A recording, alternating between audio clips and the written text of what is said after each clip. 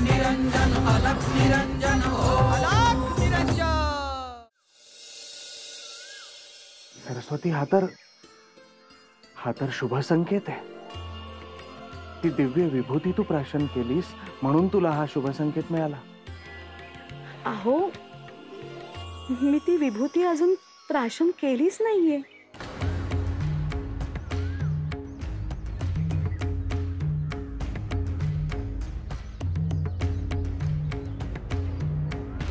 सरस्वती विभूती प्राशन करण्यास विलंब का करतेस?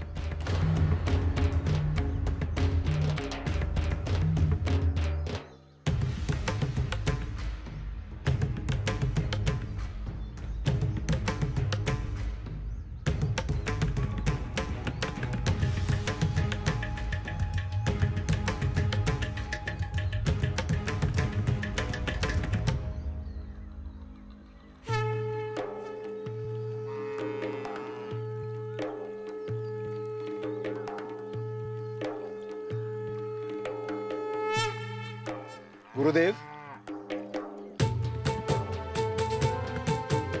मच्छिंद्र, आता यांना स्नान घालायला सुरुवात कर।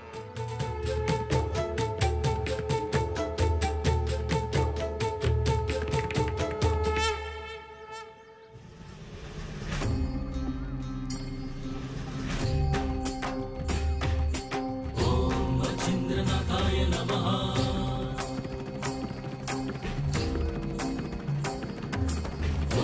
मच्छिंद्रनाथाय नमः। अलख निरंजन अलख निरंजन अलख निरंजन हो अलख निरंजन अलख निरंजन अलख निरंजन हो अलख निरंजन अलख निरंजन अलख निरंजन हो। गाय ही आपल्या संस्कृतीचा आणि अर्थकारणाचा पाया आहे। आपल्या देवभूमीत अनंत अवतार झाले, या सगळ्यांनी गायीची सेवा केलेली आहे। आपल्याकडे काहींमध्ये परमेश्वर सामावलेला आहे असे म्हटले जाते। याचे कारण हेच आहे, ही अत्यंत निर्मळ, पवित्र आणि करुणेने ओतप्रोत भरलेला असा जीव आहे। स्वाभाविकपणे याच्यात दैवत्व सामावलेले आहे। जन्मापासून ते मृत्यूपर्यंत आणि मृत्यूनंतरही ती मनुष्यावर उपकारच करते। मी आता करवीर नगरीत जातो। मीही नियमाप्रमाणे भिक्षा मागण्यासाठी जातो।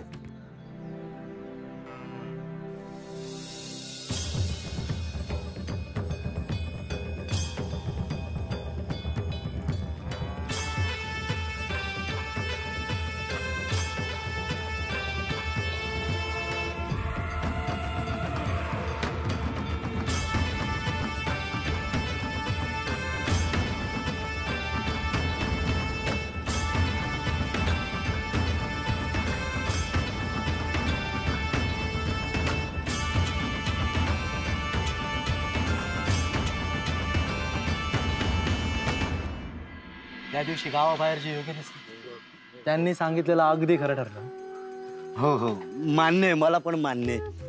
पंचक्रोशीमध्ये कुणाच्या मृत्यूची वार्ताच नाही आली। हो ना, याचा अर्थ आता संपूर्ण रोगराई नाहीशी झाली।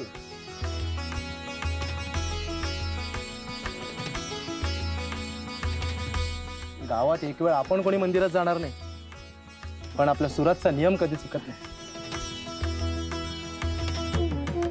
हो रे, पण एवढं करूनही त्याचा वंश काही वाढत नाही। कसे आहात सगळे? छान, घ्या तीर्थ घ्या।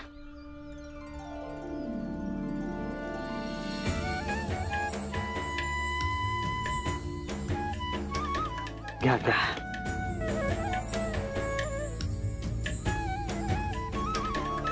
घ्या।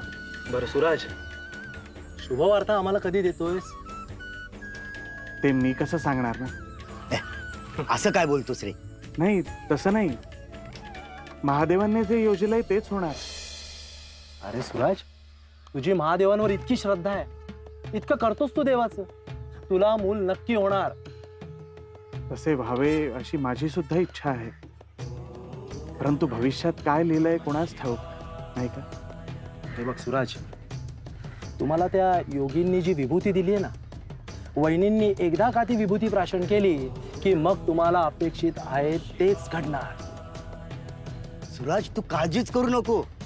अरे जे होईल ना ते चांगलंच होईल बघ. होय. बरं, येऊ मी.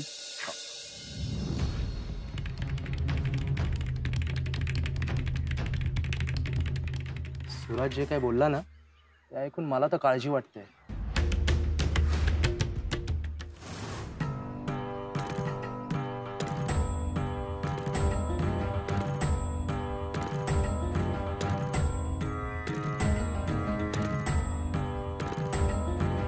अलग निरंजन, अलग निरंजन, अलग निरंजन, ओ अलग निरंजन, अलग निरंजन, अलग निरंजन, अलग निरंजन, ओ अलग निरंजन. साऱ्या विश्वाचा प्रतिपालक तू, दुःखाचा संहारक तू, वेदांचाही कारक तू, शिवहर शंभू. हे नवनारायण अवतार तू, दीनदुबळ्यांचा दाता तू, गुरुशक्तीचा सेवक तू, शिवहर शंभू. अलग निरंजन, अलग निरंजन, अलग निरंजन, ओ अलग निरंजन, अलग निरंजन, अलग निरंजन, अलग निरंजन, ओ अलग निरंजन, अलग निरंजन, अलग निरंजन, अलग निरंजन, ओ अलग निरंजन. ए सरस्वती, सरस्वती. अगं बाई सरिता, तू ये ना आत ये. नको, बोलते तुझ्याशी आणि जाते लगेच. बरं, मला आधी सांग, तू कशी आहेस? मी बरी आहे, पण गेल्या काही दिवसात तू दिसलीच नाहीस बाहेर. हो अगं, नाही पडले बाहेर. इकडे या काही दिवसात बरंच काही घडलं. मला वाटलंच. सगळं बरं आहे ना? हो. तुला माहितीये, घरात एक योगी येऊन गेले. त्यांनी मला विभूती दिलीये आणि सांगितलंय की ती प्राशन केल्यावर ही विभूती तू प्राशन कर, तुला दिव्य पुत्ररत्न प्राप्त होईल. काय सांगतेस? ही तर आनंदाची गोष्ट आहे आणि तू मला आत्ता सांगतेस. अगं वेळच कुठे आहे, सगळा दिवस कामात तर निघून जातो. म्हणजे लवकरच डोहाळे जेवणाचा कार्यक्रम होणार आहे तर घरात. हा अगं पण ती विभूती मी अजून प्राशनच केली नाही. पण असं का सरस्वती? का ठाऊक नाही ग, पण ती विभूती प्राशन करायचं धाडसच होत नाही. मनात अनेक विचार येतात. तू कसलाही विचार करू नकोस. माझं मन सांगतंय ती विभूती म्हणजे तुझ्यासाठी प्रसादच आहे आणि तो तू घेतलाच पाहिजेस.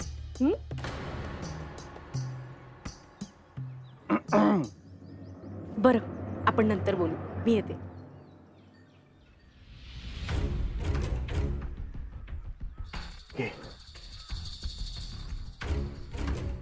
सरस्वती, तू सांगितलेल्या दृष्टांताचा मी विचार केला. मला असं वाटतंय की ते योगी जे आपल्या घरी आले होते ते कोणीतरी महान तपस्वी असणार. महादेवाच्या कृपेने त्यांनी आपल्याला मूल होण्याचा आशीर्वाद दिला. आणि सरस्वती, तू इतकी भाग्यवान आहेस की तुला त्यांचे दर्शन घडले.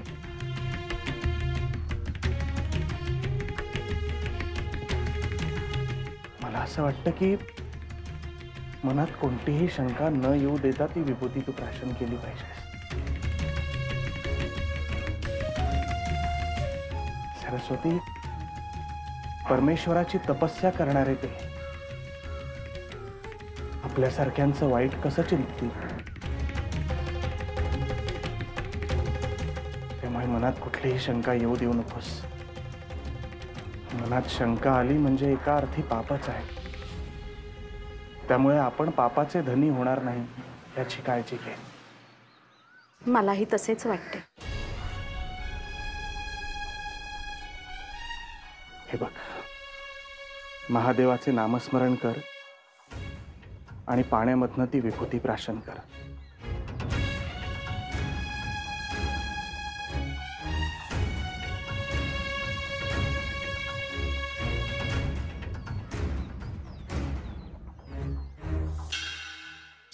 हे देवी, तुझे दुःख काय आहे ते तू मला सांगावे. भगवती कृपेने आणि गुरूंच्या आशीर्वादाने मी तुझे दुःख दूर करेन. 12 वर्षांनी मी पुन्हा येईन आणि तुझ्या मुलाला दीक्षा देईन. ही विभूती तू प्राशन कर, तुला दिव्य पुत्ररत्न प्राप्त होईल.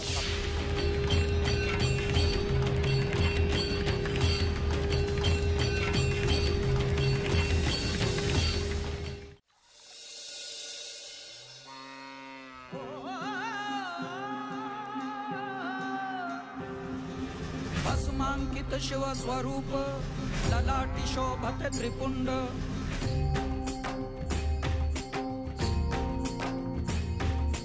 सिद्ध योगी वितरागी धग धग ते तेज कुंड.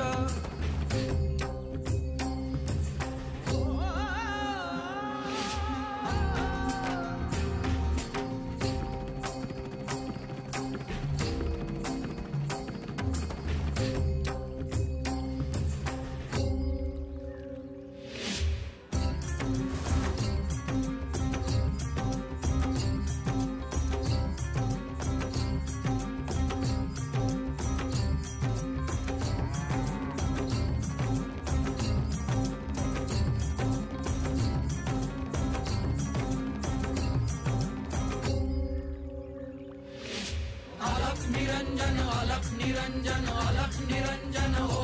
अलख निरंजन अलख निरंजन अलख निरंजन हो. अलख निरंजन अलख निरंजन अलख निरंजन हो. अलख निरंजन अलख निरंजन अलख निरंजन हो. अलख निरंजन अलख निरंजन अलख निरंजन हो. अलख निरंजन अलख निरंजन अलख निरंजन हो. गुरुवर, आज आपली सेवा करायला मिळाली, ती गोड मानून घ्या. मच्छिंद्र, प्रेमाने इतके सगळे केले आहेस,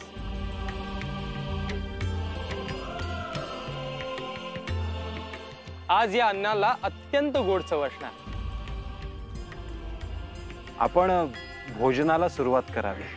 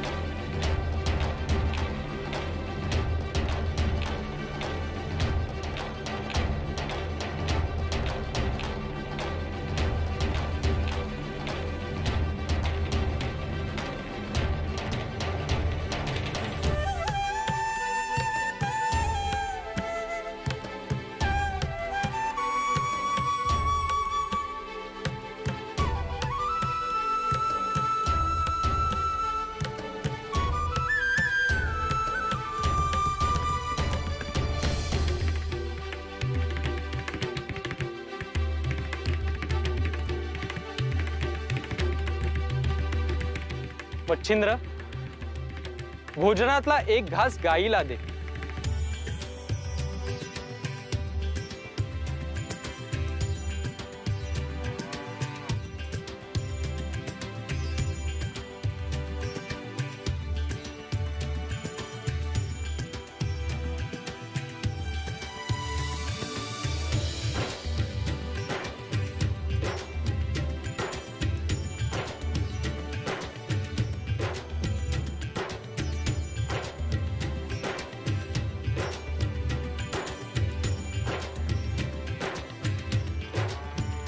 हा घास पक्ष्यांना दे.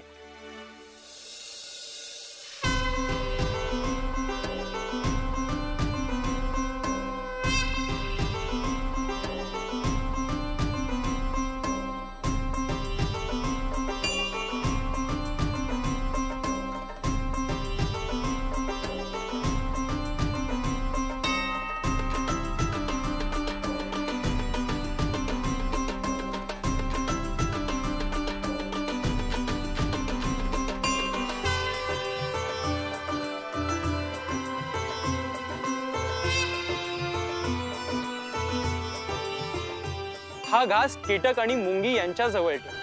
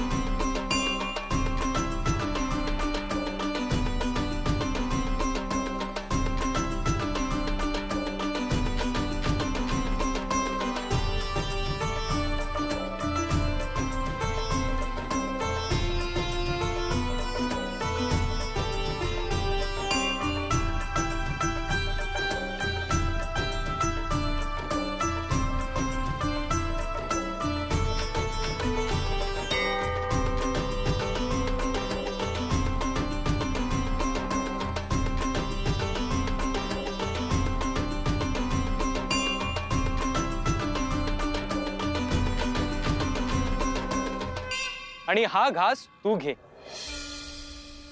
गुरुदेव, भोजनाला आधी आपण सुरुवात करावी. शिष्य उपाशी असेल तर गुरुच्या घशाखाली अन्न जाईल का? घे, हा प्रसाद आहे.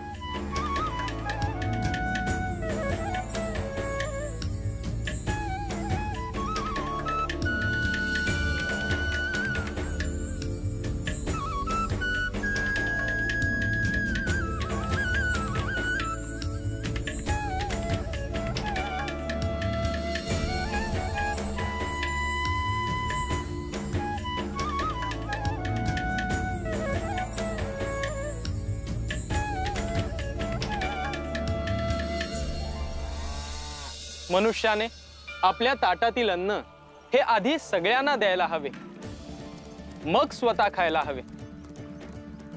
दारात येणारे याती, भिक्षू, पशु, पक्षी, प्राणी सगळ्यांना देऊन मग स्वतः ग्रहण करायला हवे. कारण अनेक जीव त्याच्यावर अवलंबून असतात आणि त्यांच्या आत्म्यास भुकेमुळे क्लेश होत असतात. मनुष्याने ते दूर करावे, कारण सगळ्यांच्या ठिकाणी एकच आत्मा असतो.